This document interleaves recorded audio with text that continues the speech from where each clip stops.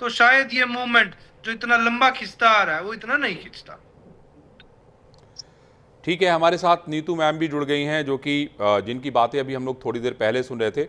नीतू जी, आपने, रौनक मैं आपके पास आता हूं। नीतू जी, मेरा आपसे सवाल यह है, आपने एक बड़ा सवाल उठाया। आपने सवाल उठाया कि जिस कंपनी ने टेंडर लिया है उसने बहुत कम पैसे में टेंडर लिया है, उसके पास अपनी जगह भी नहीं है जहां पे वो इतने बड़े काम को अंजाम दे सके, और आप लोग चाहते हैं कि ये जो जिसको टेंडर मिला है उसको बदल दिया जाए। मैं आपसे ये समझना चाहता हूं कि जिस जिस प्रक्रिया का पालन होता है इस सारे काम को देने के लिए, जिसमें बाकायदा उनका एक्सपीरियंस देखा जाता है और बाकी चीज़ें भी देखी जाती होंगी, आपको क्या लगता है कि ये सिर्फ खाली टेंडर बदलाव से काम हो जाएगा? आपको लगता है ये कि ये टेंडर मतलब किसी टीसीएस को देने से ये सारी चीज़ें अच्छी हो जाएंगी?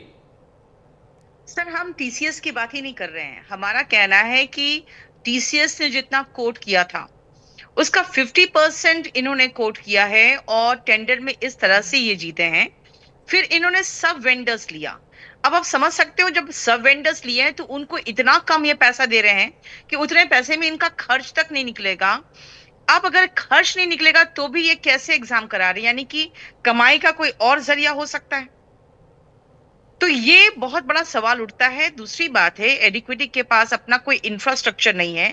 बच्चे तबेलों में जा रहे हैं एग्जाम देने के लिए। तो ये बहुत बड़ी बात है कि आप स्टाफ सिलेक्शन कमीशन हुए और आपके पास एक प्रॉपर इंफ्रास्ट्रक्चर नहीं जहां पे बच्चे ढंग से बैठ के एग्जाम दे सकें।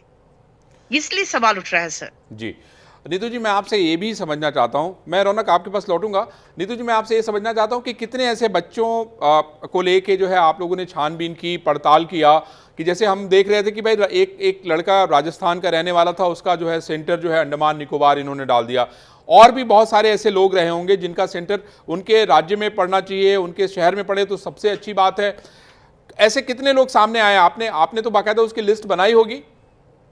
सर, हम लोग इसकी लिस्ट नहीं बनाए, लेकिन अभी जो हमारा बैच चल रहा है मैं उसमें बताती हूँ कि वो बच्चे भी पूरी तरह से प्रिपेयर्ड नहीं थे एग्जाम के लिए, लेकिन फिर उन्होंने फॉर्म भर दिया था। उसमें से 50 से 60 ऐसे बच्चे थे जो एग्जाम देने इसलिए नहीं गए क्योंकि उनका कहना था कि मैम एग्जाम इतना दूर है और हम बहुत प्रॉपरली तो प्रिपेयर्ड नहीं थे। हम सिर्फ एक अटेम्प्ट देकर देखना चाह रहे थे कि हमारा एग्जाम कैसा जाता है। लेकिन क्योंकि इतना दूर था, इतने खर्चे थे और लास्ट मोमेंट में उनको पता चला कि कहाँ पे एग्जाम है, इसलिए वो एग्जाम देने नहीं गए। सर, 50% ऑफ द बच्चे तो एग्जाम इसलिए नहीं दिए हैं क्योंकि उन लोग का इतना दूर सेंटर था और इतना खर्च था कि वो जाने के पोजीशन में नहीं थे।